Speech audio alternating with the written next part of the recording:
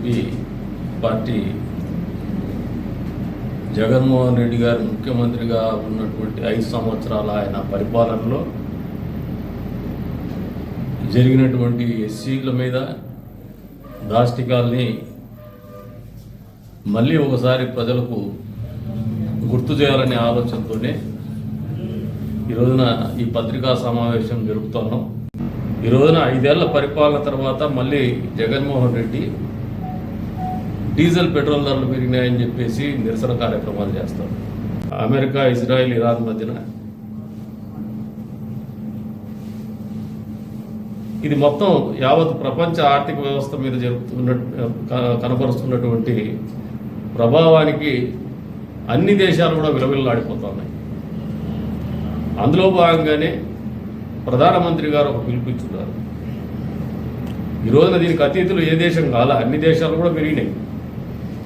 కానీ ఏదో ఆంధ్రప్రదేశ్ రాష్ట్రంలోనే జరిగినట్టు ఇక్కడ వచ్చేసి నిరసనలు తెలిపే కార్యక్రమం పెడుతున్నాడు.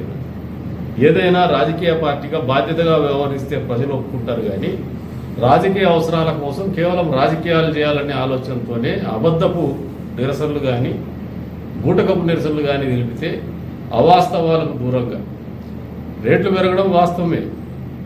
కానీ ఏదో ప్రత్యేకంగా ఆంధ్రప్రదేశ్ రాష్ట్రంలో పెరగలేదు. దీనికి కనీస జ్ఞానం అన్న ఉండాలి ఆయనకి. గతంలో మీరు అసలు ఏ రాష్ట్రంలో లేనటువంటి స్థాయిలో మీరు పెట్రోల్ కానీ డీజిల్ ధరలు కానీ పెంచినటువంటి పరిస్థితి ఎవరు మర్చిపోలేక ఇప్పటికి కూడా అందులో భాగంగానే మీలాంటి రాక్షసులు మళ్ళీ ప్రజల్ని మభ్యపెడతారు, మోసం చేస్తారు, అబద్ధ ప్రచారాలు చేసి ప్రజల